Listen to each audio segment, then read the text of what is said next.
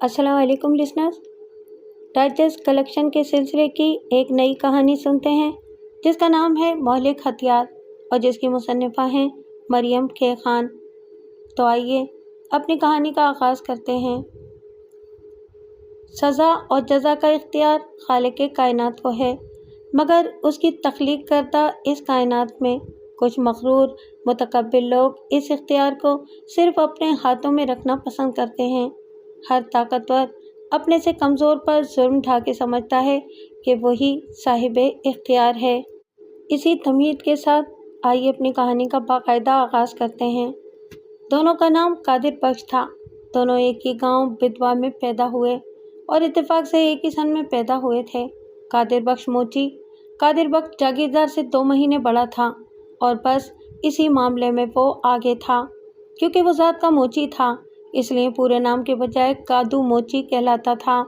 قادر بخش جاگیردار گھرانے کا سپوت تھا اور ہر معاملے میں اس سے آگے تھا۔ حسب نسب، دولت، مقام، مرتبہ، عزت و طاقت، اس لیے وہ قادر بخش کہلاتا تھا۔ کسی میں جرأت نہیں تھی کہ اس کا نام بگاڑ کر لے سکے۔ کسی بھی معاملے میں کادو اس کا مقابلہ نہیں کر سکتا تھا۔ مقابلہ تو ایک طرف رہا، وہ اس کا سوچ بھی نہیں سکتا تھا۔ کادو کے آباء و اجداد کسی زمانے میں وسطی پنجاب کے زرخیز علاقے میں زمیندار ہوتے تھے۔ پھر انگریزوں کی مخالفت کے جرم میں ان سے ان کی زمینیں چھین لی گئیں اور یہ زمینیں انگریزوں نے اپنے وفاداروں میں تقسیم کر دیں۔ قادر بخش کا خاندان بھی انگریزوں کے وفاداروں میں شامل تھا۔ وہ معمولی مزارع ہوا کرتے تھے، کادو کے آباء و اجداد کی زمینوں پر کام کرتے تھے، مگر انہوں نے ہوا کا رخ دیکھ کر انگریزوں سے وفاداری کا دم بھرا اور صلے میں وہ زمینوں کے مالک بن گئے۔ یوں مالک محکوم اور محکوم مالک بن گئے تھے۔ جنگ آزادی میں ناکامی نے جہاں بر صغیر سے 1000 سالہ انگریز راج کا خاتمہ کر دیا، وہاں بے شمار ذی حیثیت مسلمانوں کو حانف واحد میں آسمان سے زمین پر لا پٹخا۔ ان میں ایک خاندان کادو کا بھی تھا۔ ان کو مزید ذلیل اور پست کرنے کے لیے ان کو موچی کا پیشہ اختیار کرنے پر مجبور کیا۔ ایک نسل بعد یہ مجبوری سچ مچ پیشہ بن گئی اور مزید ایک نسل بعد یہ ان کی ذات بن گئی۔ قادر بخش کے بزرگوں کو زمین اور اقتدار ملا تو وہ آپے سے باہر ہو گئے۔ زمین پر سونے والے یکدم مخمل پر سونے لگے تو اسے اللہ کی مہربانی سمجھنے کے بجائے اپنے سفید فام آقاؤں کی مہربانی سمجھا۔ اس لیے انہوں نے وہی کیا جو ان کے آقا چاہتے تھے، یعنی اپنے ہی ہم مذہبوں اور ہم قوموں کو ذلیل کرنا۔ ممکن ہے کہ اس کا آغاز مجبوری میں ہوا ہو، لیکن ایک نسل بعد یہ ان کی عادت اور مزید ایک نسل بعد فطرت بن گیا۔ وہ عزت اور حیثیت کو ضد کے معنوں میں لینے لگے۔ وہ کسی کو ذلیل کر کے سمجھتے کہ اب ان کی عزت بنی ہے۔ ان کے نزدیک رعایا کا ماتحت ہونا نہیں بلکہ جوتوں تلے ہونا ضروری تھا۔ ہاں تو بات ہو رہی تھی کادو موچی اور قادر بخش جاگیردار کی۔ دونوں میں کوئی مقابلہ نہیں تھا، اگر تھا بھی تو چونٹی اور ہاتھی کا۔ جب ہاتھی چلتا ہے تو اسے معلوم بھی نہیں ہوتا کہ اس کے پیروں تلے آ کر کتنی چونٹیاں روندی گئی ہیں، مگر یہ ہاتھی اچھی طرح جانتا تھا کہ اس کے پیروں تلے کتنی چونٹیاں آ رہی ہیں، کیونکہ وہ جان بوجھ کر ان جگہوں پر قدم رکھتا تھا جہاں چونٹیاں ہوں۔ اگر وہ عام ہاتھی ہوتا تو اسے ثابت کرنے کی ضرورت ہی نہیں تھی، لیکن قادر بخش عام ہاتھی نہیں تھا، اس لیے اسے اپنے آپ کو ہاتھی ثابت کرنے کے لیے چونٹیوں کو کچلنا پڑتا تھا، تبھی اسے ہاتھی تسلیم کیا جاتا۔ جب وہ صرف 6 سال کا تھا تب اس نے پہلی بار کادو کو دیکھا۔ وہ دونوں کھیتوں کی منڈیر پر آمنے سامنے آ گئے تھے، صرف ایک فرد کے گزرنے کا راستہ تھا۔ کادو چھوٹا تھا اور اسے نہیں معلوم تھا کہ راستہ اس کے لیے نہیں بلکہ قادر بخش کے لیے ہے، اس لیے وہ کھڑا رہا، حتیٰ کہ پاس آ کر قادر بخش نے اسے دھکا دے کر راستے سے ہٹایا تو وہ کھیتوں میں گھٹنوں تک موجود پانی زدہ کیچڑ میں جا گرا۔ اس دن پہلی بار اسے اپنی اوقات کا پتہ چلا۔ اسے معلوم ہوا کہ نام اور ایک جیسا انسان ہونے سے کوئی فرق نہیں پڑتا، اس میں اور قادر بخش میں زمین و آسمان سے بھی زیادہ فرق ہے۔ اس پہلی ملاقات میں دونوں نے اپنے اندر ایک دوسرے کے لیے ناپسندیدگی پال لی تھی۔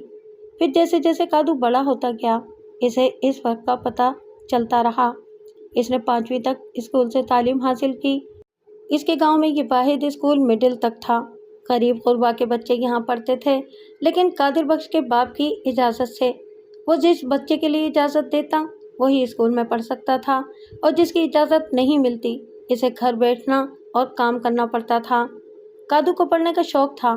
جب سے اس کے باپ نے جوتیاں گانٹتے ہوئے اسے اپنے بزرگوں کا قصہ سنایا تھا، جو عالم تھے اور کسی دوسرے ملک سے آ کر یہاں آباد ہوئے تھے۔ ان کی علمی خدمات کے صلے میں انہیں یہ زمینیں دی گئی تھیں۔ تب اس نے سوچا کہ وہ بھی اپنے بزرگوں کی طرح پڑھے گا، وہ عالم بنے گا۔ ممکن ہے کہ اس کی تقدیر بھی بدل جائے، مگر وہ بھول گیا تھا کہ اس وقت بادشاہ اور عمرا عالموں کی قدر کرنے والے تھے۔ کادو ان سب باتوں سے بے خبر تھا، اس لیے وہ دل لگا کر پڑھتا رہا۔ کتابیں نایاب اور لکھنے کے لیے صرف ایک تختی میسر تھی۔ استاد زبانی کلامی پڑھا دیتے تھے، مگر وہ اسے بھی یاد کر لیتا۔ جب اس نے پرائمری کے امتحان میں پورے اسکول میں پہلی پوزیشن حاصل کی تو سب چونک گئے۔ شہر میں کوئی غریب بچہ پوزیشن حاصل کرے تو لوگ کم سے کم ظاہری طور پر سراہتے ہیں، مگر گاؤں میں ایسا کوئی رواج نہیں تھا۔ وہاں سب کے منہ بن گئے، ان کے بھی، جو مالی لحاظ سے کادو کے گھر جیسے تھے، لیکن ان کا حسب نسب بہتر تھا، اور ایک موچی کا بچہ ان کے بچوں سے آگے نکل جائے یہ ان کو بھی گوارا نہیں تھا۔ اس لیے کھل کر کہا جانے لگا کہ ان کمینوں کو پڑھنے کی کیا ضرورت ہے، کام تو انہوں نے وہی کرنا ہے۔ ہوتے ہوتے یہ مطالبہ اللہ بخش تک جا پہنچا، جو قادر بخش کا باپ تھا۔ فیصلہ مؤسسین کے حق میں ہوا۔ اس پر کمیوں نے احتجاج کیا کہ ان کا کیا قصور ہے۔ ان کا کہنا تھا کہ اصل قصوروار کو سزا دی جائے۔ اس لیے اللہ بخش نے فیصلے میں ترمیم کی اور اصل قصوروار یعنی کادو کو اسکول سے نکال دیا اور اس کے آگے پڑھنے پر پابندی لگا دی۔ کادو بہت تڑپا، لیکن اس کے باپ میں اتنی جرأت نہیں تھی کہ اللہ بخش کے فیصلے سے انحراف کرے۔ اسے اسی گاؤں میں رہنا تھا۔ اگر وہ جرأت کرتا تو بھی اسکول والے کادو کو کہاں داخلہ دیتے۔ ان میں اتنی ہمت ہی نہیں تھی کہ اللہ بخش کے فیصلے کے خلاف کچھ کرتے۔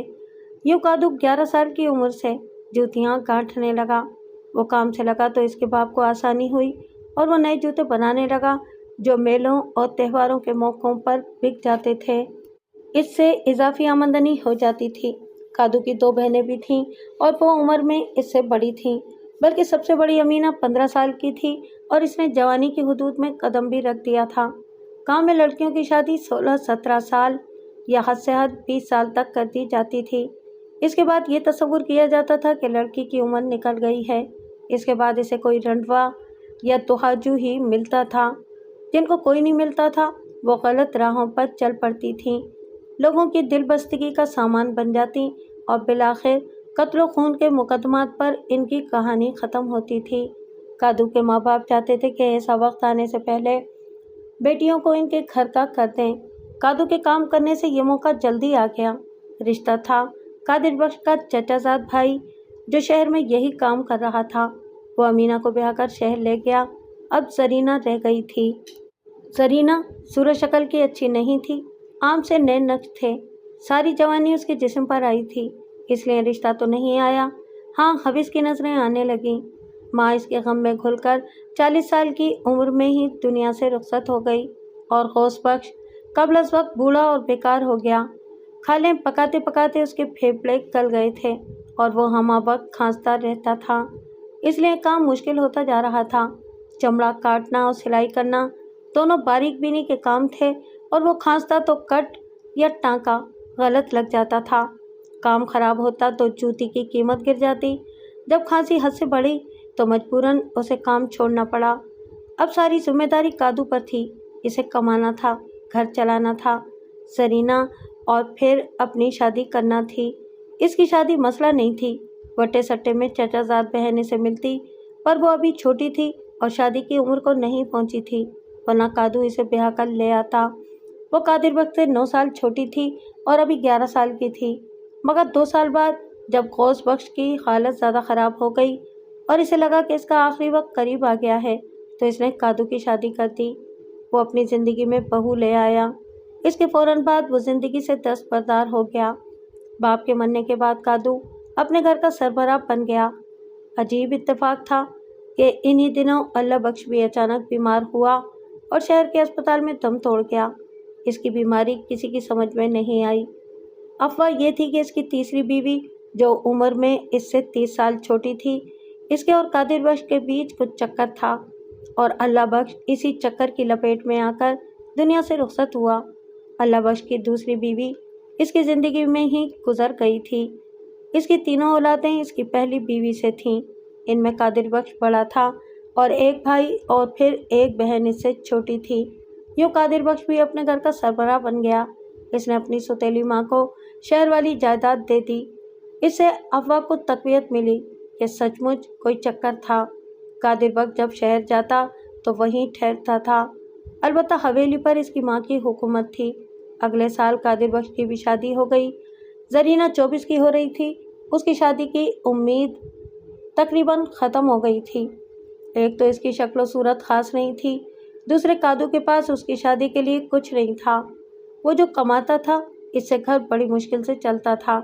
बहन के लिए कहाँ से रकम जोड़ता। ऐसे में वही हुआ जो हमेशा से होता आया था। जरीना के कदम गलत रास्तों की तरफ उठने लगे। वो घर से गायब हो जाती और जब वापस आती तो किसी से नजरें मिलाए बगैर अपने कमरे में पड़ी रहती। कादू की बीवी बतूल में इतनी हिम्मत नहीं थी कि इससे पूछती। हिम्मत तो खैर कादू में भी नहीं थी। इसे अंदाज़ा था कि कुछ गलत हो रहा है, लेकिन अभी ये ढका छुपा हो रहा था। इसे डर था कि इसने एक बार जरीना से बात की और इस पर सख्ती की तो ये पर्दा भी चाक हो जाएगा और फिर सबको पता चल जाएगा। मगर कब तक? जब एक रात जरीना गायब रही और सुबह के करीब वापस आई तो मुश्ताइल कादू ने उस पर हाथ उठा दिया। कहाँ थी तू? क्या करती रही सारी रात? जरीना ने कोई रद्द-ए-अमल जाहिर नहीं किया। उसने आराम से बगैर कोई आवाज़ निकाले कादू के थप्पड़ बर्दाश्त किए और फिर सुकून से बोली, लाल डेरे पर थी। और वहाँ क्या कर रही थी? हिम्मत है तो जाकर पूछ ले। कादू का हाथ उठा मगर उठा रह गया। जरीना अंदर चली गई और वो थके थके अंदाज में सहन में पड़ी चारपाई पर ढह गया। आज सब खुल गया था और खुला भी ऐसा था कि उसके पास बहन से आंख मिलाने का हौसला भी नहीं रहा था। लाल डेरा कादिर बख्श का डेरा था। इसकी ज़मीनों के वस्त में ये डेरा इसके अय्याशियों के लिए मखसूस था। यहाँ बाहर से औरतें आती, उठाई जाने वाली और अपनी मर्जी से आने वाली भी यहीं आती थीं। ये सब कादिर बख्श और इसके साथियों के हिस्से में आती थीं। कादू नहीं जानता था कि जरीना इस डेरे तक कैसे पहुंची, लेकिन वो इतना ज़रूर जानता था कि अब वहाँ से इसकी वापसी मुमकिन नहीं। सिर्फ एक रास्ता था कि वो बदनामी की इस आग को अपने हाथ से बुझा दे, मगर इसमें इतनी हिम्मत नहीं थी। वो सिर्फ सोच सकता था, अमल करना उसके बस से बाहर था। इसके मुकद्दर में जो जिल्लत थी वो इसे भुगतना ही थी। फिर जरीना को उसकी बेबसी पर तरस आ गया। आखिर माँ जाई थी ना। एक दिन वो गांव के कुएं में उतर गई जहां से उसकी लाश निकाली गई। उसे मालूम था कि वो जिस रास्ते पर चल रही है वो बिलाखिर इसी तरह बंद गली में ख़त्म होता है। शायद इसकी भी बंद गली आ गई थी। खुदकुशी की वजूहात का पता तो स्कॉटलैंड यार्ड वाले भी नहीं चला सकते थे। हमारी बेचारी पुलिस कहाँ से पता चलाती। हाँ, अंदरूने खाना गांव का बच्चा बच्चा जानता था कि जरीना ने क्यों खुदकुशी की। कादू दुखी था, लेकिन अब सुकून भी था। बदनामी की वो बेरी ही ख़त्म हो गई थी जिस पर जिल्लत के पत्थर आते थे। जरीना की खुदकुशी के चंद दिन बाद उसके घर पहली बेटी हुई। कादू ने उसका नाम सकीना रखा। उसका दिल चाह रहा था कि जरीना रख दे, मगर इस नाम की बदनामी ने इसे डरा दिया था, इसलिए इसने सकीना रखा। दूसरे साल दूसरी बेटी रुबीना हुई। कादू को बेटे की ख्वाहिश थी, लेकिन लगातार 2 बेटियों ने उसे मायूस कर दिया। फिर न जाने बतूल के साथ क्या मसला हुआ, वो मां नहीं बन सकी। कादू ने कोशिश करके एक लेडी डॉक्टर को दिखाया तो उसने बताया कि दूसरी बच्ची की पैदाइश पर बतूल का केस गलत हैंडल हुआ था और इसी वजह से वो अब मां नहीं बन सकेगी। सब्र करना मजबूरी थी। वो दूसरी शादी करने की सकत नहीं रखता था और फिर इसकी बहन बतूल के भाई की बीवी थी। अगर वो माली हालात और बहन की परवाह किए बगैर दूसरी शादी करता तब भी इम्कान यही था कि बहन 4 बच्चों समेत उसके घर आ बैठेगी और वो इतने लोगों को नहीं पाल सकता था। कादू सुबह सूरज निकलने के बाद से सूरज गुरूब होने तक काम करता था, क्योंकि उसके घर में बिजली नहीं थी। गांव में मादूदे चंद घरों में बिजली थी और ये वो घर थे جنہیں قادر بخش کی طرف سے بجلی استعمال کرنے کی اجازت ملی تھی، باقی لوگ اس سے محروم تھے۔ اس گاؤں بدوا میں نصف زمینیں قادر بخش کی ملکیت تھیں، اگرچہ براہ راست اس کے نام نہیں تھی، تب بھی اس کا ہی قبضہ تھا۔ ایک بار جو زمین اس کے تصرف میں آ جاتی، اسے چھڑانا کسی کے بس کی بات نہیں تھی۔ جنہوں نے اپنی زمینیں واپس لینے کی کوشش کی، ان کو منہ کی کھانا پڑی، کچھ در بدر ہوئے اور کچھ دنیا بدر ہو گئے۔ تھانے کچہری کرنے والوں کے ہاتھ ذلت خواری کے سوا کچھ نہیں آیا۔ فتح ہر بار قادر بخش جاگیردار کے خاندان کی ہوئی تھی۔ قادر بخش تک آتے آتے یہ جاگیرداری ایسی مافیا کا روپ دھار چکی تھی جس کے خلاف کچھ کہنا تو کیا، سانس لینا بھی محال تھا۔ ایسا کرنے والوں کی سانس فوری طور پر بند کر دی جاتی تھی۔ جس سال کادو کی دوسری بیٹی ہوئی، اسی سال قادر بخش نے صوبائی اسمبلی کا الیکشن جیتا۔ ایسا لگ رہا تھا قدرت قادر بخش کی ایک کامیابی کے ساتھ کادو کو ایک ناکامی عطا کرتی تھی۔ کم سے کم کادو یہی محسوس کرتا تھا۔ زرینہ کے حوالے سے وہ ذاتی طور پر قادر بخش کا زخم خوردہ تھا، مگر اس کی نفرت کا اصل سبب یہی تھا کہ جب وہ اس سے اپنا موازنہ کرتا، اسے لگتا قدرت نے اس سے بہت بڑی ناانصافی کی ہے۔ ایک ہی سال اور ایک ہی نام کے انسانوں کی تقدیر بالکل مختلف بنا کر 6 سال کی عمر میں پہلے دھکے سے شروع ہونے والی نفرت ہر سال اور ہر واقعے کے بعد بڑھ جاتی تھی۔ زرینہ کے واقعے میں اس نے یہ سوچ کر خود کو مطمئن کر لیا تھا کہ اصل قصور زرینہ کا تھا۔ وہ نہ گھر سے نکلتی اور نہ قادر بخش اور اس کے ساتھیوں کی دل بستگی کا سامان بنتی۔ وہ جانتا تھا کہ یہ طفل تسلی ہے جو اس نے خود کو دی ہے۔ اگر زرینہ عفت مآب ہوتی اور اس کے ساتھ زیادتی بھی ہوتی، تب بھی وہ قادر بخش کے خلاف کچھ کرنے کی ہمت نہیں کر سکتا تھا۔ بیٹا نہ ہونے پر صبر آیا تو کادو کو اب بیٹیوں کی فکر لاحق ہو گئی۔ یہاں بیٹی پیدا ہوتے ہی اسے رخصت کرنے پر غور شروع کر دیا جاتا تھا، کیونکہ وہ 13-14 سال کی عمر میں جوان ہو جاتی تھی اور یہ عمر آنے میں زیادہ دیر نہیں لگتی تھی۔ سارے سال جو کماتا تھا، اس سے تو گھر کا خرچ بھی مشکل سے چلتا تھا۔ سال میں بس 2 عیدوں اور ایک گندم کٹائی کے تہوار کے موقع پر کمائی ہوتی تھی، جب لوگوں کے پاس پیسے آتے تھے یا وہ خرچ کرنے پر مجبور ہوتے تھے۔ اس نے فیصلہ کیا کہ ان تہواروں سے جو آمدنی ہوگی وہ اسے بیٹیوں کے لیے جوڑے گا، تاکہ ان کے جوان ہوتے ہی انہیں اپنے گھر کا کر دیا جائے۔ مسئلہ یہ تھا کہ وٹا سٹا نہیں کر سکتا تھا، اس کا کوئی بیٹا نہیں تھا۔ اب وہ کچھ جہیز دے سکتا تو اس کی بیٹیوں کے رشتے آتے، ورنہ وہ یوں ہی بیٹھی رہ جاتی۔ 4-5 سال کادو نے جو کمایا وہ بچا کر رکھا، اس سے بیٹیوں کے لیے کچھ چیزیں جوڑ لیں۔ سونے کی تو حیثیت نہیں تھی، اس نے چاندی کا زیور بنا لیا، ایسی چیزیں لے لیں جو رکھی جا سکتی تھیں۔ سکینہ نے 8 سال کی عمر میں ہی خاصا قد کاٹ نکال لیا تھا۔ کادو کو لگتا کہ وہ ہر کچھ دن بعد لمبی ہو رہی تھی۔ اسے ہول آنے لگتا کہ کہیں وہ جلدی سے جوان نہ ہو جائے اور اس کی شادی کا وقت قبل از وقت نہ آ جائے۔ بطول بھی پریشان تھی، اس نے سکینہ کی خوراک کم کر دی، وہ بھوکی رہ جاتی، مگر بطول اسے مزید روٹی نہیں دیتی تھی۔ اس کے باوجود اس کی بڑھوتری رکنے کا نام نہیں لے رہی تھی۔ ایسا لگ رہا تھا کہ اسے پانی بھی لگتا تھا۔ کادو کو اس مسئلے کا ایک ہی حل سمجھ آ رہا تھا کہ وہ زیادہ کام کرے اور زیادہ کمائے اور بیٹی کو جلد رخصت کر دے۔ اس بار اس نے اپنی مختصر جمع پونجی سے کچھ اچھا چمڑا خرید لیا۔ وہ چاہتا تھا کہ زیادہ جوتیاں اور نئے ڈیزائن والی بنائے تاکہ زیادہ کما سکے۔ ابھی وہ فارغ اوقات میں جوتیاں بنانے کا سوچ ہی رہا تھا کہ پہلی بار اسے قادر بخش کی حویلی سے بلاوا آ گیا۔ اس سے پہلے قادر بخش نے اس سے کبھی کوئی جوتی نہیں لی تھی اور نہ ہی اس سے مرمت کا کام لیا تھا۔ یہ کام ایک دوسرا موچی کرتا تھا۔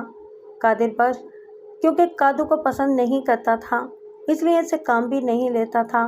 کادو یہ بات جانتا تھا، اس لیے بھی یہ بلاوا حیران کن تھا۔ بہرحال اسے جانا تھا اور وہ حویلی پہنچا تو قادر بخش نے اسے ملنے سے پہلے 2 گھنٹے انتظار کرایا اور ساتھ ہی ایسا بندوبست بھی کیا کہ وہ اٹھ کر نہ جا سکے۔ قادر بخش کا ایک گرگا اس کے سر پر مسلط تھا۔ ایک بار کادو نے اٹھنے کی کوشش کی تو اس نے کادو کا شانہ دبا کر بٹھا دیا اور غرا کر بولا، جلدی کس بات کی ہے، انتظار کر ذرا، مجھے کام کرنا ہے۔ کادو نے کسمسا کر کہا، تجھے یہاں کام کے لیے ہی بلایا ہے، تیری صورت دیکھنے کے لیے نہیں بلایا۔ 2 گھنٹے بعد قادر بخش نے اسے طلب کیا اور اس کے منشی نے کادو کے سامنے کوئی درجن بھر جوتیاں اور چپلیں رکھ دیں۔ اس نے کہا، ان کے 2 جوڑے تیار کرنے ہیں اور بالکل ایسے ہی۔ قادر بخش خاموشی سے حقہ گڑگڑا رہا تھا۔ اس نے کادو سے بات کرنا تو کیا، اس کی طرف دیکھنے کی ضرورت بھی محسوس نہیں کی تھی۔ سفید اجلے کرتے دھوتی پر اس نے سفیدی شملہ پہن رکھا تھا۔ کادو پریشان ہو گیا۔ 2 درجن؟ پر میرے پاس اتنا وقت اور مال نہیں ہے۔ منشی خرایا، تیرا دماغ ٹھیک ہے؟ چودھری جی کے کام کے لیے وقت نہیں ہے؟ میرا یہ مطلب نہیں ہے جی، کادو گڑبڑا کر بولا، میں سیزن کا مال تیار کر رہا ہوں۔ یہ بھی تو سیزن کا مال ہے اور عید سے پہلے چاہیے۔ منشی نے یوں کہا جیسے اس نے کام لے لیا ہے۔ کام 1 نمبر ہو، ڈنڈی نہیں مارنی، پوری صفائی سے کام کرنا ہے۔ میرے پاس مال نہیں ہے جی۔ کادو نے جان چھڑانے کی کوشش کی تو منشی خرایا، زیادہ بکواس نہ کر، چودھری جی تجھے عزت دے رہے ہیں اور تجھے نخروں کی سوجھ رہی ہے۔ لگتا ہے تو اپنی چمڑی کی جوتیاں بنوانا چاہتا ہے۔ کادو کے ہوش اڑ گئے۔ اس نے عاجزی سے کہا، میں نے انکار تو نہیں کیا، یہ کہا ہے کہ اس وقت مال کم ہے، عید کے قریب کارخانے والے لے جاتے ہیں۔ قادر بخش اچانک کھڑا ہو گیا۔ اس نے منشی سے کہا، اس سے بول ساری جوتیاں عید سے 2 دن پہلے مل جانی چاہیے۔ قادر بخش اندر چلا گیا۔ اس کے جانے کے بعد منشی بولا، سن لیا تو نے؟ اب یہ جوتیاں اٹھا اور دفع ہو جا، اس سے پہلے کہ چودھری جی کا مون بدل جائے۔ کادو نے جوتیوں کا گٹھر بنا کر سر پر رکھا اور تھگے قدموں سے گھر لوٹایا۔ بطول کو پتہ چلا تو اس کا منہ بھی لٹک گیا۔ میں نے سوچا تھا کہ اس بار سکینہ کے لیے گدے اور تکیہ لے لوں گی، پھر وہ پر امید ہو گئی۔ قادر بخش پیسے والا ہے، ہو سکتا ہے کہ وہ زیادہ ہی دے دے۔ زیادہ؟ کادو نے تلخی سے کہا، مال کی قیمت مل جائے یہی بہت ہوگا، تو جانتی نہیں ان لوگوں کو۔ کادو ٹھیک کہہ رہا تھا۔ قادر بخش اور اس کے خاندان کے پاس جتنی دولت تھی، دوسروں کا حق دینے میں ان کا دل اتنا ہی تنگ تھا، خاص طور سے اپنے زیر نگین لوگوں کا حق وہ اپنی حاکمیت جتانے کے لیے مارتے تھے۔ مصیبت کادو کے گلے پڑ چکی تھی اور اسے جوتیاں بنانا ہی تھی، ورنہ سچ مچ اس کی کھال کی جوتیاں بھی بن سکتی تھیں۔ بے دلی کے ساتھ وہ جوتیاں بنانے میں لگ گیا۔ وقت کم تھا اور کام بہت زیادہ۔ اس چکر میں اسے روزمرہ کا بہت سا کام جس سے اس کا گھر چلتا تھا وہ بھی چھوڑنا پڑا۔ جیسے تیسے اس نے دن رات ایک کر کے چاند رات سے 2 دن پہلے جوتیاں تیار کیں۔ اس نے پوری مہارت استعمال کی تھی۔ اسے امید تھی کہ اس کا کام پسند کیا جائے گا اور صلے میں شاید اسے کچھ بہتر معاوضہ مل جائے۔ وہ تیار جوتیاں لے کر قادر بخش کی حویلی پہنچا۔ قادر بخش نے پہلے کی طرح بے نیازی سے جوتیوں کا معائنہ کیا اور سر ہلا کر بولا، منشی اسے 1000 روپے دے دے۔ کادو اچھل پڑا، چودھری جی بس 1000 روپے؟ اس نے احتجاج کیا، یہ کم سے کم 2500 کی جوتیاں ہیں۔ لیکن قادر بخش سنی انسنی کر کے اندر جا چکا تھا۔ منشی نے نوکروں کو اشارہ کیا، وہ جوتیاں اٹھا کر لے گئے اور کادو منہ دیکھتا رہ گیا۔ منشی نے 1000 روپے منہ پر مارنے کے انداز میں دیے اور بولا، جا عیش کر۔ عیش؟ اس نے تلخی سے کہا، منشی اس میں مال کی قیمت بھی پوری نہیں ہوگی، یہ تو ظلم ہے، اپنے روپے لو اور میرے جوتے دے دو۔ اس پر منشی نے اپنے گرگوں کو بلا لیا اور انہوں نے دھکے مار کر کادو کو حویلی سے باہر نکال دیا۔ وہ ان سے لڑ نہیں سکتا تھا، اس لیے اپنی قسمت کو برا بھلا کہتا ہوا گھر لوٹ آیا۔ وہ اس سے زیادہ اور کچھ نہیں کر سکتا تھا۔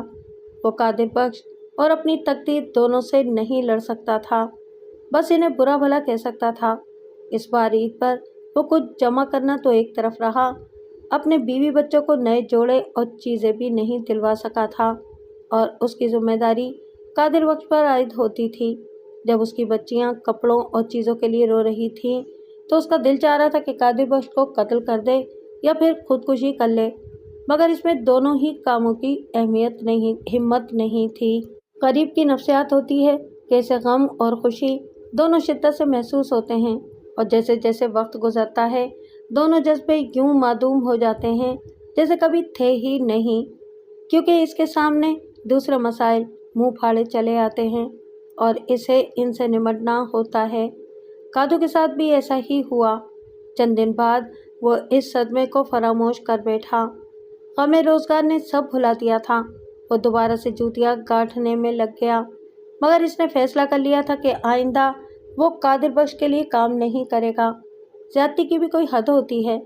جب اس کی برادری کے لوگوں کو پتہ چلا تو انہوں نے بھی قادر بخش کی مذمت کی، لیکن جب یہ سوال سامنے آیا کہ اگر قادر بخش نے کام دیا تو کوئی نہیں لے گا تو سب کو سانپ سونگھ گیا۔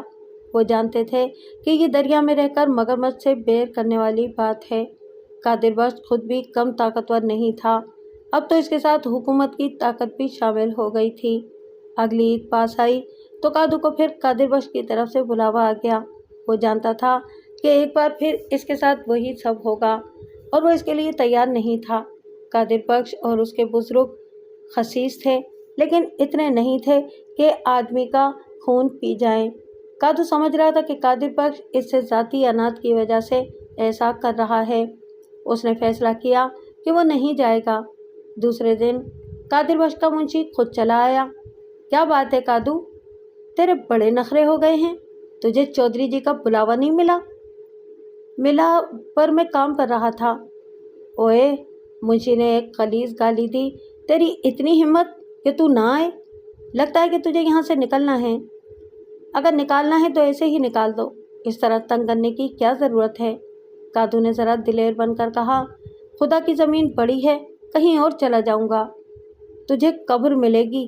منشی بولا اور اسے دھمکیاں دیتا ہوا چلا گیا۔ کادو جس چھوٹے سے گھر میں رہتا تھا یہ مشکل سے 3 مرلے کا تھا اور پشتوں سے اس کے خاندان کی ملکیت چلا آ رہا تھا، مگر وہ جانتا تھا کہ قادر بخش نے اسے گاؤں سے نکالنے کا فیصلہ کیا تو کوئی اس کی مدد کو نہیں آئے گا۔ وہ اس مکان کو بیچنا چاہے گا تو کوئی خریدار نہیں ملے گا۔ سب سے بڑھ کر وہ یہاں سے نکل کر جائے گا کہاں؟ اس کے پاس اور کوئی ٹھکانہ نہیں تھا۔ نزدیکی ایک اور گاؤں کٹھالی تھا۔ بطول کے ماں باپ اور بہن بھائی وہیں رہتے تھے۔ وہ زیادہ سے زیادہ وہاں جا سکتا تھا۔ شہر جانا اس کے لیے ممکن نہیں تھا کیونکہ وہ شہر کے بارے میں کچھ نہیں جانتا تھا۔ 1-2 بار اس نے بطول کے بھائی اور امینہ کے شوہر سے کہا کہ وہ بھی شہر آنا چاہتا ہے، لیکن اس نے ڈرا دیا کہ وہاں کام تو ہے لیکن بہت مسائل بھی ہیں۔ امن و امان کا مسئلہ ہے اور سب سے زیادہ روز کے کام کرنے والے اس سے متاثر ہوتے ہیں۔ اسے لگا کہ بطول کا بھائی اسے ٹال رہا ہے۔ وہ نہیں چاہتا کہ کادو شہر آئے اور اس پر بوجھ بنے۔ جب منشی اسے دھمکی دے کر گیا تو اسے پھر خیال آیا کہ وہ کسی طرح یہاں سے چلا جائے۔ خلاف توقع کادو کو گھر بدری کا پروانہ نہیں ملا، نہ ہی قادر بخش کی طرف سے دوبارہ بلاوا آیا۔ کئی دن اسے دھڑکا ہی لگا رہا کہ ابھی قادر بخش کے کارندے آئیں گے اور اسے سامان اور بیوی بچوں سمیت گاؤں سے باہر پھینک دیں گے، مگر جب ایسا نہیں ہوا تو اس نے سکون کا سانس لیا۔ ایسا لگ رہا تھا کہ قادر بخش نے اسے نظر انداز کرنے کا فیصلہ کر لیا ہے۔ یہ سوچتے ہوئے وہ بھول گیا کہ کسی سے اناد ہو جائے تو اسے بھولنا ان لوگوں کی فطرت ہی نہیں ہے۔ وہ سب بھول سکتے ہیں لیکن اپنی رعایا کے اس فرد کو نہیں بھول سکتے جو ان سے ذرا سی بھی سرکشی اختیار کرے۔ کادو نے جو کیا تھا وہ سرکشی کے زمرے میں آتا تھا۔ کچھ دن بعد کادو کو احساس ہوا کہ لوگوں نے کام کرانے کے لیے اس کے پاس آنا چھوڑ دیا ہے۔ وہ دوسرے موچیوں کے پاس چلے جاتے ہیں۔ وہ لوگ جو ہمیشہ اس سے کام کراتے تھے وہ بھی اب نہیں آتے۔ کادو نے 1-2 لوگوں سے پوچھا لیکن کسی نے تسلی بخش جواب نہیں دیا، سب ٹال گئے۔ مگر کادو کو احساس ہو گیا تھا کہ دال میں کچھ کالا ہے ضرور۔ اس نے اپنے بچپن کے ایک دوست اور واقف کار جاوید کو پکڑا۔ جیدے، کیا بات ہے؟ آج کل تو میرے پاس کیوں نہیں آ رہا؟ بس ایسے ہی، اس نے ٹالنے کی کوشش کی، مگر کادو اس کے سر ہو گیا تو مجبوراً جاوید کو اگلنا پڑا۔ اس نے کہا، کادو، تیرے لیے چودھری صاحب کا حکم ہے کہ کوئی تجھے کام نہ کرائے اور نہ ہی تجھ سے تعلق رکھے۔ قادر بخش نے؟ وہ بولا، ہاں تو جانتا ہے کہ اس کی بات نہ مانی تو وہ کیا کرے گا، پر کادو وہ تیرا دشمن کیوں ہو رہا ہے؟ حالانکہ مجھ سے اسے کبھی نقصان نہیں ہوا، کادو نے تلخ لہجے میں کہا، ہمیشہ اس سے مجھے نقصان ہوا ہے، وہ مجھے تباہ کرنا چاہتا ہے۔ جاوید کو تعجب ہوا کہ قادر بخش जब कादू का इतना ही दुश्मन बना हुआ था तो इसे तबाह करना इसके लिए कौन सा मुश्किल काम था। इसके इशारे पर कादू को गांव बदर कर दिया जाता। कादू ने कहा, वो जानता है कि मुझे यहाँ से निकाला तो मैं कहीं और चला जाऊँगा। मुझे मुश्किल तो होगी पर मैं इसके चुंगल से निकल जाऊँगा। इसलिए उसने निकालने के बजाय ये हरबा आजमाया है कि मैं भूखों मरूंगा और इसका मकसद पूरा हो जाएगा। देख कादू, तू इससे लड़ नहीं सकता। बेहतर होगा जाकर इससे माफ़ी मांग ले। मैं माफ़ी मांगूंगा तब भी वो माफ़ नहीं करेगा। वो मुझे न जाने किस बात की सज़ा देना चाह रहा है। जावेद झिझका। फिर उसने कहा, कादू, बात यह है कि गांव में सब कहते हैं कि तूने जरीना को मारकर कुएं में फेंका था, तभी कादिर बख्श तेरा दुश्मन हो रहा है। मैंने जरीना को नहीं मारा। कादू को गुस्सा आ गया। इसकी मौत के जिम्मेदार भी यही लोग हैं। ये सब जानते थे कि जरीना कादिर बख्श और उसके साथियों की दिलबस्तगी का सामान थी। वही इसकी मौत की असल वजह थे, लेकिन वो इसका इल्ज़ाम भी कादू पर लगा रहा था। कादू का गुस्सा जल्द उतर गया क्योंकि रोटी का मसला और सवाल सामने आ खड़ा हुआ था। अगर इसे काम नहीं मिलता तो वो बीवी बच्चों का पेट कैसे भरता। लोग इसे काम नहीं देते थे, मुंह छुपाते फिरते थे। इसे कर्ज उधार कहाँ से देते। जल्द ही नौबत फाकों तक आ गई और फिर घर का सामान बिकने लगा। जो उसने बेटियों के लिए जमा जुथा किया था वो भी बिकने लगा। ये बहुत मुश्किल वक्त था। वैसे तो कादू ने ज़िंदगी में कभी आसानी नहीं देखी थी, लेकिन इस वक्त इसे सही मायनों में एहसास हुआ कि सख्ती किसे कहते हैं। सुबह रोटी मिल जाती तो शाम का पता नहीं होता था। बतूल घबरा गई थी और इसने कादू से कहा, लानत भेजो इस जगह पर जहाँ आदमी 2 वक्त की रोटी न खा सके। कहीं और चलो। यहाँ से कहाँ जाएं? यहाँ कम से कम सर छुपाने की जगह तो है। कहीं और तो ये भी नहीं मिलेगा। पर काम तो नहीं है, खाली घर लेकर खाना है क्या? कादू समझ रहा था कि घर छोड़ना भी मसले का हल नहीं था। वो कहाँ जाते? फिर एक हल समझ में आया। उसने अपने ससुराल वालों से बात की। वो रिश्तेदार भी थे और कठाली का गांव कादिर बख्श के हल्का असर से बाहर था। उसने वहां काम शुरू कर दिया। इसके 2 साले एक छोटा कारखाना चला रहे थे जिसमें देसी साख के जूते और चप्पलें बनती थीं, मगर वो सारे साल माल बनाकर ईदों पर शहर में सप्लाई किया करते थे। कादू की इतनी हैसियत नहीं थी कि इनके साथ शामिल होता, इसलिए वो कारीगरी के तौर पर काम करने लगा। इसका बनाया हुआ माल उसके सालों से बेहतर था, मगर वो इसे ज़्यादा उजरत नहीं दे सकते थे।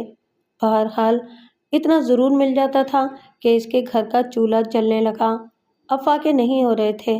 आने वाले कई साल तक कादिर कठाली में काम करता रहा और रफ्ता रफ्ता उसने कुछ जमा किया और फिर एक सीज़न में सालों के साथ काम में शामिल हो गया।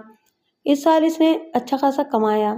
वो खुश था कि वो विधवा में काम नहीं कर रहा, वरना वो कभी इतना नहीं कमा सकता था। सकीना 13 साल की हो रही थी। उसका इरादा था कि 1-2 साल में उसकी शादी कर देगा।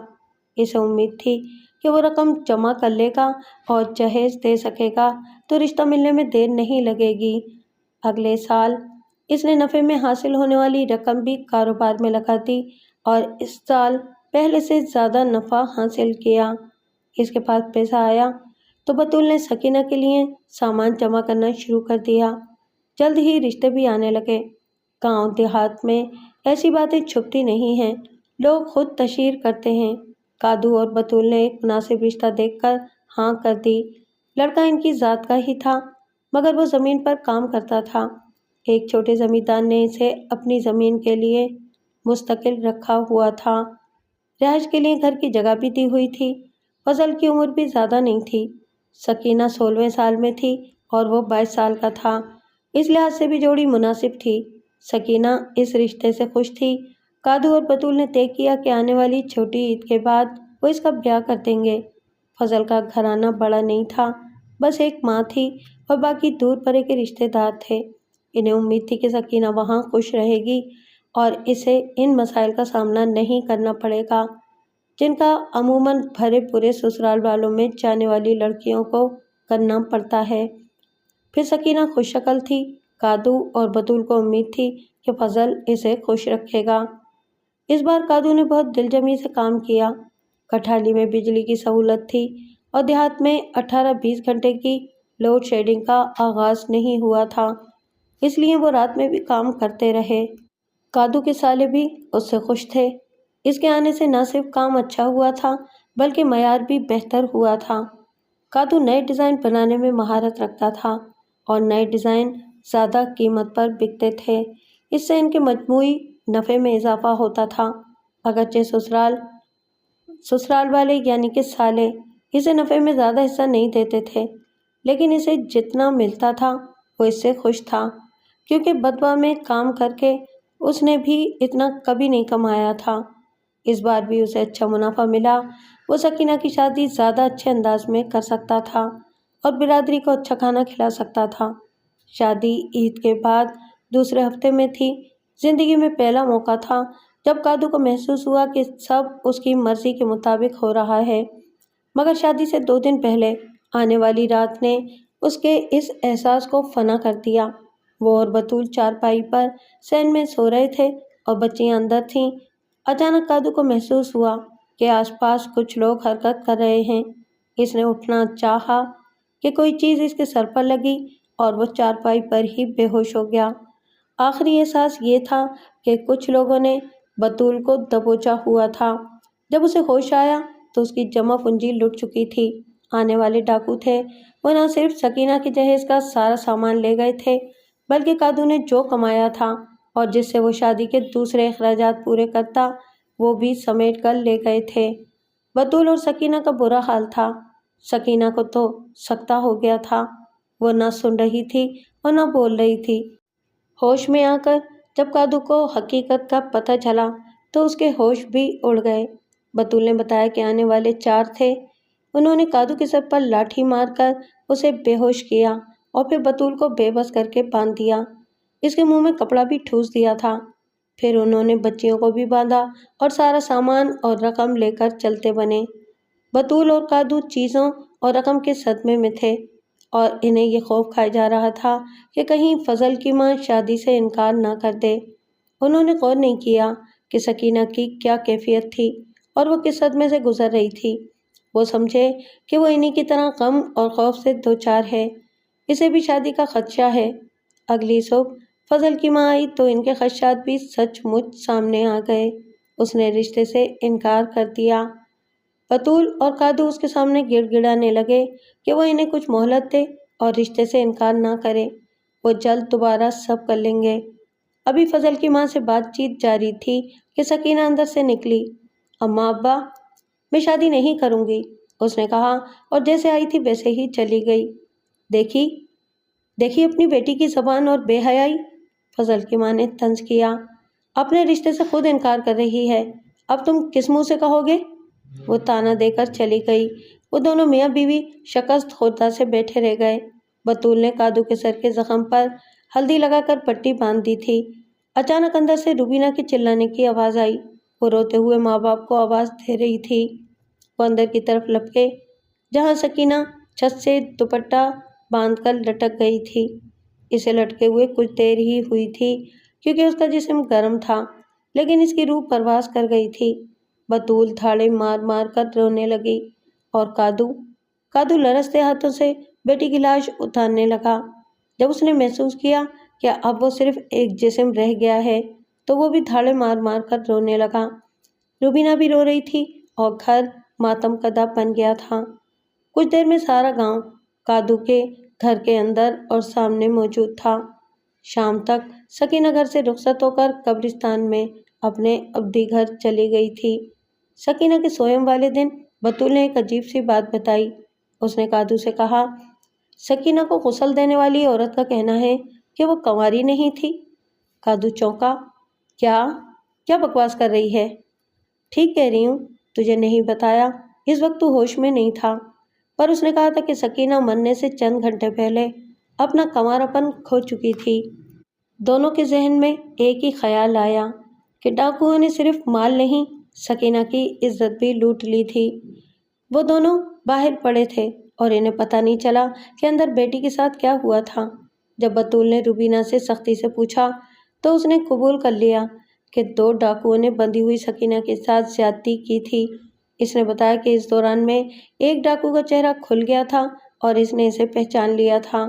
وہ منیر نامی نوجوان تھا جو قادر بخش کے خاص کارندوں میں سے ایک تھا۔ یہ جان کر کادو کا غم و غصے سے برا حال ہو گیا۔ ایک بار پھر اس کی بربادی میں بھی قادر بخش کا ہاتھ تھا۔ وہ جوان نہیں رہا تھا، کمزور تھا اور قادر بخش جیسے طاقتور آدمی سے نہیں لڑ سکتا تھا۔ اس نے بطول سے کہا، میں تھانے میں پرچہ لکھواؤں گا، اپنے منہ پر خود کالک مل لو گے؟ بطول بولی، جو بات ابھی ہم جانتے ہیں وہ سارا گاؤں جان جائے گا اور تھانے والے قادر بخش یا اس کے کسی آدمی کے خلاف پرچہ لکھ لیں گے۔ کادو جانتا تھا کہ ایسا ہونا ممکن نہیں تھا، مگر ایک یہی کام تھا جو وہ قادر بخش کے خلاف کرنے کی کوشش کر سکتا تھا۔ میں لکھواؤں گا، تب مجھے اور بطول کو میرے بھائی کے گھر چھوڑ آؤ، یہاں تو وہ کسی بھی وقت ہمیں بھی سکینہ کی طرح بے آبرو کر کے مار دیں گے۔ اس وقت کادو کسی کی سننے کے موڈ میں نہیں تھا۔ وہ سود و زیاں کی حد سے گزر چکا تھا۔ وہ تھانے جا پہنچا۔ اس نے جب بتایا کہ وہ کس کے خلاف پرچہ لکھوانا چاہتا ہے تو تھانے دار اچھل پڑا۔ اوئے موچی کی اولاد، تیرا دماغ ٹھیک ہے؟ چودھری صاحب کے خلاف پرچہ لکھوانے کا تو نے سوچا کیسے؟ وہی میرے گھر ڈاکے اور میری بیٹی کی موت کا ذمہ دار ہے، کادو نے اصرار کیا۔ اس کا خاص آدمی منیر اس ڈاکے میں شامل تھا، میری بیٹی نے اسے دیکھا تھا۔ تیری بیٹی کی کسی سے یاری تھی، اس نے آشنا کے ساتھ مل کر ڈاکے کا ڈرامہ کیا اور تو نے اسے پھانسی دے دی اور اب الزام چودھری صاحب پر لگا رہا ہے۔ تھانے دار نے منٹوں میں کیس کا فیصلہ سناتے ہوئے کہا اور اسے دھکے دے کر تھانے سے نکلوا دیا۔ سپاہیوں نے اسے مارا بھی۔ وہ خستہ حال گھر آیا تو بطول اسے دیکھ کر خوفزدہ ہو گئی۔ کادو، کادو یہ تیرے ساتھ کیا ہوا ہے؟ جب کادو نے بتایا کہ اس کے ساتھ کیا ہوا ہے تو بطول نے اسی وقت فیصلہ کر لیا کہ اب وہ اس کے ساتھ نہیں رہے گی۔ اس نے اپنا اور روبینہ کا سامان لیا اور بھائی کے گھر روانہ ہو گئی۔ کادو نے اسے روکنے کی کوشش نہیں کی۔ اسے معلوم تھا کہ اس نے جو کرنا چاہا تھا وہ ہوا نہیں تھا، لیکن اس کا رد عمل ضرور ہوگا۔ وہ اکیلا بھگتنے کے لیے تیار تھا۔ اس کے خیال میں یہ اچھا ہوا کہ بطول روبینہ کو لے کر چلی گئی تھی۔ بیوی بچی کے جانے کے بعد وہ گھر میں اکیلا رہ گیا۔ اسے یقین نہیں آ رہا تھا کہ اس کا بسا بسایا گھر محض 3 دن میں اجڑ گیا تھا۔ ویسے اس کی زندگی اتنی اچھی نہیں گزری تھی، لیکن کچھ عرصے سے اس میں سکون آ گیا تھا، اور جب اسے لگ رہا تھا کہ سب ٹھیک رہے گا تو اچانک ہی سب برباد ہو گیا۔ اسے زیادہ دیر انتظار نہیں کرنا پڑا۔ رات چہرے پر ڈھاٹے باندھ کر آنے والے اب دن میں دھاڑتے ہوئے آئے اور کادو کے ساتھ اس کے گھر کا سامان بھی نکال کر گلی میں پھینکنا شروع کر دیا۔ کادو نے مزاحمت نہیں کی، وہ جانتا تھا کہ اس کا فائدہ بھی نہیں ہے، مگر آنے والے صرف اسے گاؤں سے نکالنے نہیں آئے تھے۔ جب انہوں نے دیکھا کہ وہ مزاحمت نہیں کر رہا ہے تو وہ اسے ساتھ لے گئے۔ اگلی صبح گاؤں والوں نے کادو کو نیم مردہ حالت میں سڑک کے کنارے پڑے پایا۔ اس کی کئی ہڈیاں توڑ دی گئی تھیں اور پورا جسم تشدد سے بھرا ہوا تھا۔ خوش قسمتی سے اسے نزدیکی اسپتال لے جایا گیا، جہاں اس کی جان بچ گئی، لیکن اسے بہت دن تک اسپتال میں رہنا پڑا۔ اس دوران میں بطول یا اس کا کوئی رشتہ دار اسے دیکھنے تک نہیں آیا۔ ایسا لگ رہا تھا کہ وہ ان کے لیے مر گیا ہو۔ وہ محسوس کر سکتا تھا کہ وہ سب قادر بخش سے کتنے خوفزدہ تھے۔ اس سے تعلق رکھ کر وہ قادر بخش سے دشمنی مول لینا نہیں چاہتے تھے۔ اسپتال کے عملے کو اس سے انسیت ہو گئی تھی۔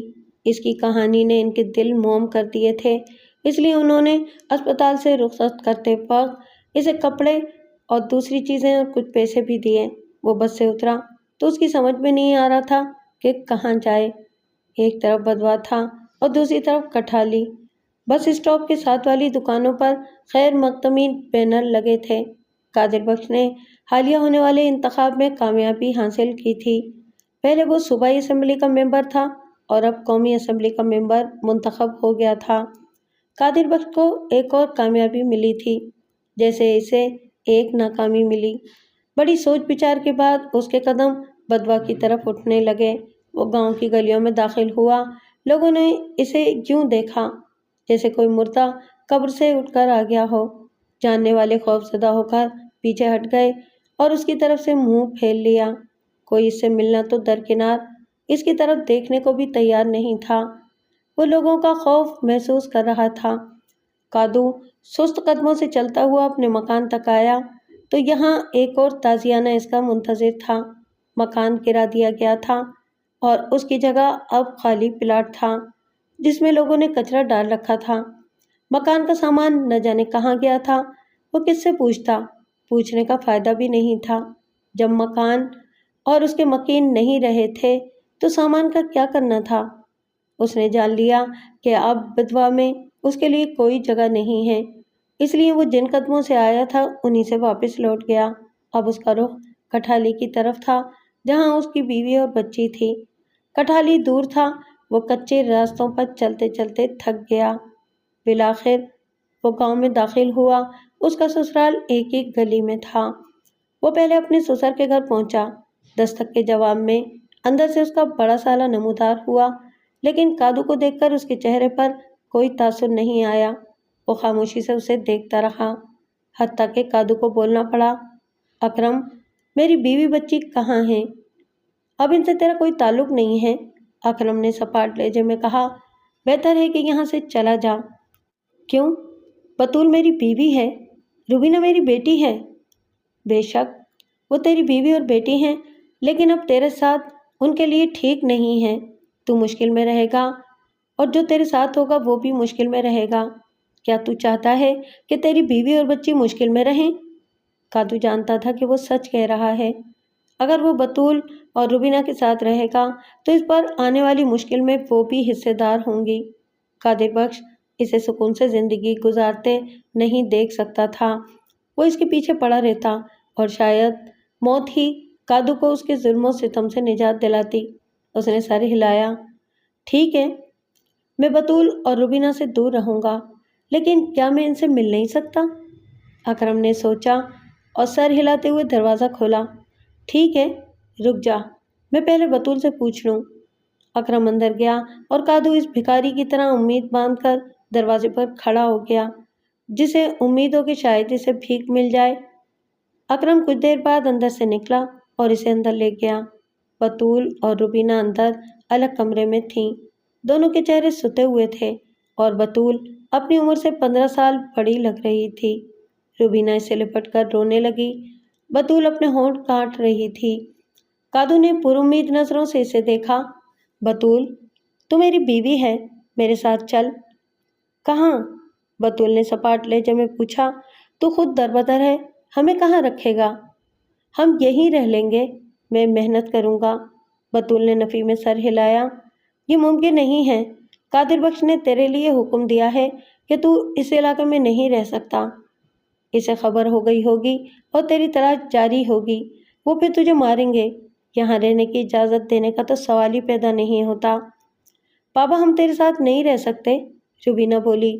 قادر بخش نے ماموں اور نانا سے کہا ہے کہ تم سے دور رہیں، ورنہ وہ بھی اس گاؤں میں نہیں رہ سکتے۔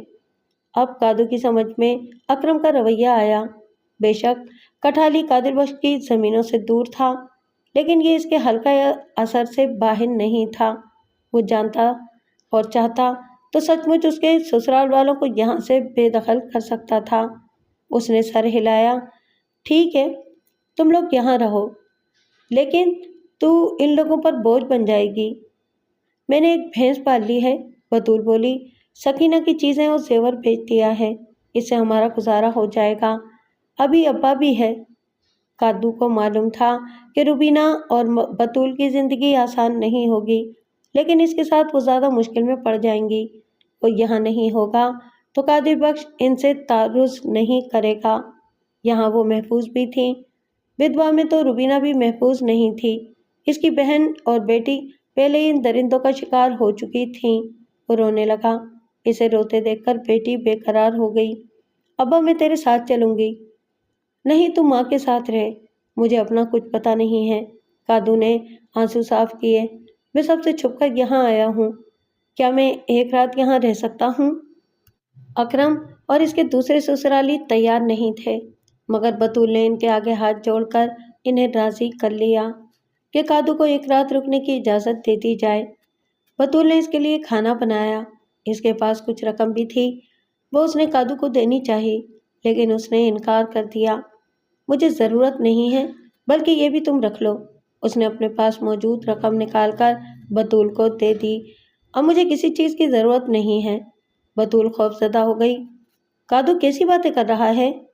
تو فکر مت کر، میرا دماغ نہیں چلا ہے۔ اس رات کادو، بطول اور روبینہ جاگتے رہے۔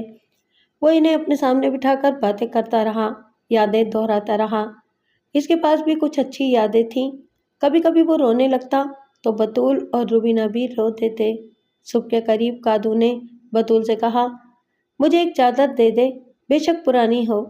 بطول نے اسے چادر لا دی۔ کادو تو کہاں جائے گا؟ ابھی سوچا نہیں، اس نے جواب دیا۔ اس کا سسر گھر میں کام کرتا تھا اور سالوں نے ایک دکان لے لی تھی۔ وہ سسر کے کام والی جگہ آیا، اسے مطلوبہ چیز مل گئی جو اس نے اٹھا کر چادر تلے چھپا لی۔ بطول نے ناشتہ بنانے کو کہا، لیکن اس نے منع کر دیا اور صرف ایک پیالہ چائے لی۔ روشنی ہوتے ہی وہ آخری بار بیوی اور بیٹی سے مل کر وہاں سے نکل آیا۔ اس کے سسرال میں کسی نے اس سے ملنے کی کوشش نہیں کی۔ اسے ان لوگوں سے گلہ بھی نہیں تھا۔ اس کے لیے یہی بہت تھا کہ وہ اس کی بیوی اور بیٹی کی ذمہ داری قبول کر رہے تھے۔ کادو نے باہر آ کر چہرہ چادر میں چھپایا اور تیز تیز قدموں سے چلتا ہوا کٹھالی سے باہر آ گیا۔ اس کا رخ اب بدوا کی طرف تھا۔ وہ قادر بخش کی حویلی کے قریب پہنچ گیا۔ حویلی گاؤں کے آخر میں تھی اور اس کے آس پاس قادر بخش کی زمینیں تھیں، اس لیے وہاں کوئی مکان نہیں بنا سکتا تھا۔ یوں حویلی اکیلی شان سے کھڑی تھی۔ کادو ایک جگہ چند گھنے درختوں تلے رک گیا۔ یہاں کوئی نہیں تھا اور وہ یہاں سے حویلی دیکھ سکتا تھا۔ سورج نکل آیا تھا اور گاؤں میں چہل پہل کا آغاز ہو گیا تھا۔ 1 گھنٹے بعد سڑک کی طرف سے گاڑیاں اور موٹر سائیکلیں آنے لگیں۔ یہ اخبار اور میڈیا کے لوگ تھے جو قادر بخش کی انتخابی کامیابی کی کوریج کرنے آئے تھے۔ اس دوران میں کئی افراد درختوں کے پاس سے گزرے، لیکن کسی نے کادو پر توجہ نہیں دی۔ حالانکہ جب کوئی پاس آتا تو اس کے اعصاب تن جاتے تھے کہ ابھی اسے پہچان لیا جائے گا اور وہ پکڑا جائے گا اور وہ اپنے مقصد کو پورا نہیں کر سکے گا۔ وہ بار بار چادر تلے موجود چیز کو چھو کر دیکھ رہا تھا۔ یہ ہتھیار نہیں تھا، لیکن آج اس نے اسے ہتھیار کے طور پر استعمال کرنے کا فیصلہ کیا تھا۔ 12 بجے کے قریب حویلی کے دروازے پر ڈھول کا شور بلند ہوا اور قادر بخش اپنے آدمیوں کے جھرمٹ میں اندر سے برآمد ہوا۔ وہ ہار پھولوں سے لدا ہوا تھا۔ فوٹوگرافر دھڑا دھڑ اس کی تصویریں لینے لگے۔ ٹی وی کیمرے ویڈیو بنا رہے تھے۔ وہاں کوئی 150-200 افراد جمع تھے جو کچھ دیر بعد جلوس کی صورت میں گاؤں کی طرف روانہ ہوئے۔ ان کے ساتھ ہی کادو بھی حرکت میں آ گیا۔ وہ تیز قدموں سے اور تنگ گلیوں سے گزرتا ہوا گاؤں کے مرکزی بازار تک پہنچ گیا۔ جلوس لازمی یہیں سے گزرتا۔ لوگ اپنے گھروں سے نکل آئے تھے اور عورتیں بچے چھتوں پر چڑھے جلوس دیکھنے کے لیے بےتاب تھے۔ کادو نے ایک مناسب جگہ دیکھ لی۔ یہاں رنگریز کی دکان تھی اور اس نے کپڑے رنگ کر ٹانگے ہوئے تھے۔ کادو یوں کھڑا ہو گیا کہ کسی کی نظر اس پر نہ پڑے۔ جلوس سست روی سے چلتا ہوا تقریباً آدھے گھنٹے بعد گاؤں میں داخل ہوا۔ ڈھول کی آواز قریب آئی تو گلیوں میں سے مزید لوگ برآمد ہونے لگے۔ جلوس کے آگے قادر بخش کے گرگے ہجوم کو کنٹرول کر رہے تھے۔ وہ لوگوں کو گالیاں دے کر پیچھے ہٹا رہے تھے، مگر ہجوم زیادہ ہونے کی وجہ سے لوگ آگے آ جاتے تھے۔ بالآخر جلوس بازار کے اس حصے میں پہنچا جہاں کادو موجود تھا۔ قادر بخش کی پہلی جھلک دیکھتے ہی اس کا ہاتھ مضبوطی سے ہتھیار پر جم گیا تھا۔ قادر بخش آگے تھا۔ اس سے آگے فوٹوگرافر اور کیمرہ مین تھے، وہ کوریج کر رہے تھے۔ قادر بخش کے دائیں بائیں مناسب فاصلے پر اس کے مسلح محافظ تھے، مگر وہ منظر کی راہ میں حائل نہیں ہو رہے تھے۔ آج قادر بخش سب کو نظر آنا چاہتا تھا۔ اس کی صحت شاندار ہو رہی تھی اور چہرے سے خون کی سرخی چھلکی پڑ رہی تھی۔ لگ ہی نہیں رہا تھا کہ وہ 40 سے اوپر کا ہے۔ اس کی آنکھوں میں چمک اور مسکراہٹ میں غرور تھا۔ وہ ہر گزرتے دن کے ساتھ کامیاب ہوتا جا رہا تھا۔ اور ناکامی اس کے پاس سے بھی نہیں گزرتی تھی۔ کادو نے اسے دیکھا اور سوچا، آج قادر بخش کے لیے ناکامی کا دن آ گیا ہے۔ وہ اس کے ساتھ جو کرے گا وہ ساری دنیا دیکھے گی اور اسے یاد رکھے گی۔ کادو جانتا تھا کہ اس کے بعد وہ نہیں بچے گا۔ اس کی بھی یہی خواہش تھی، وہ اب زندہ رہنا نہیں چاہتا تھا۔ اس کے پاس زندہ رہنے کے لیے کچھ تھا ہی نہیں۔ یہ سب سوچتے ہوئے اس کا خون کھولنے لگا۔ اس کی ہر مشکل، ہر مصائب کا ذمہ دار یہ شخص تھا جو اس کے سامنے سے سینہ تان کر گزر رہا تھا۔ اس نے کادو سے اس کا سب کچھ چھین لیا تھا۔ آج کادو کو اس سے بدلہ لینا تھا، اسے ادائیگی کرنی تھی۔ جیسے جیسے قادر بخش قریب آ رہا تھا، ہتھیار پر کادو کی گرفت سخت ہوتی جا رہی تھی۔ پھر قادر بخش رنگریز کی دکان کے سامنے پہنچ گیا۔ گاؤں کے کچھ لوگ اسے جھک جھک کر مل رہے تھے۔ قادر بخش تنی ہوئی گردن کے ساتھ ان سے مل رہا تھا۔ کادو کے حرکت میں آنے کا وقت آ گیا۔ اس نے جسم و جاں کی تمام قوت جمع کی اور تیزی سے سوکھتے کپڑوں کے پیچھے سے نکلا۔ وہ تیر کی طرح محافظوں کے درمیان سے گزرا اور قادر بخش کے سامنے جا پہنچا۔ اس کی مداخلت سے چند لمحے کے لیے سب بھونچکے رہ گئے۔ تیزی میں اس کے چہرے سے چادر ہٹ گئی تھی اور جب وہ قادر بخش کے سامنے پہنچا تو اس کا چہرہ نمایاں تھا۔ قادر بخش ایک لمحے کو حیران ہوا، پھر اس کی نظر چادر تلے ابھری چیز پر گئی۔ وہ بوکھلا کر پیچھے ہٹا، مگر اس کا پاؤں اپنے ہی پائنچے میں الجھا اور وہ نیچے گر پڑا۔ اسی لمحے کادو نے چادر گرا دی۔ اس کا ہاتھ نمایاں ہو گیا۔ صرف ہاتھ نہیں، سب کچھ بہت نمایاں تھا۔ آس پاس سینکڑوں آنکھوں کو سب نظر آ رہا تھا۔ کادو نے ہاتھ بلند کیا اور نفرت بھرے لہجے میں بولا، قادر بخش، یہ سب ان زخموں کے بدلے جو تو نے مجھے دیے ہیں۔ قادر بخش کی پھٹی پھٹی آنکھیں کادو کے ہاتھ پر مرکوز تھیں جو تیزی سے نیچے آ رہا تھا۔ کادو کا مہلک ہتھیار پوری قوت سے قادر بخش کے منہ سے ٹکرایا۔ پٹاخے جیسی آواز گونجی، پھر کادو پیچھے ہٹا اور اس نے مڑ کر فوٹوگرافرز اور کیمرہ مین کے سامنے پھٹا پرانا جوتا لہرایا۔ آج اس نے برسوں کی تذلیل کا بدلہ اتار دیا تھا۔ قادر بخش منہ پر پڑنے والا یہ جوتا فراموش کرنا چاہتا بھی تو لوگ اسے فراموش نہیں کرنے دیتے۔ قادر بخش کی تمام کامیابیاں اور غرور اس جوتے تلے رہ جاتا۔ جب قادر بخش کے محافظوں نے اپنے آتشی ہتھیار اس کی طرف کیے تو اس نے مسکراتے ہوئے آنکھیں بند کر لیں۔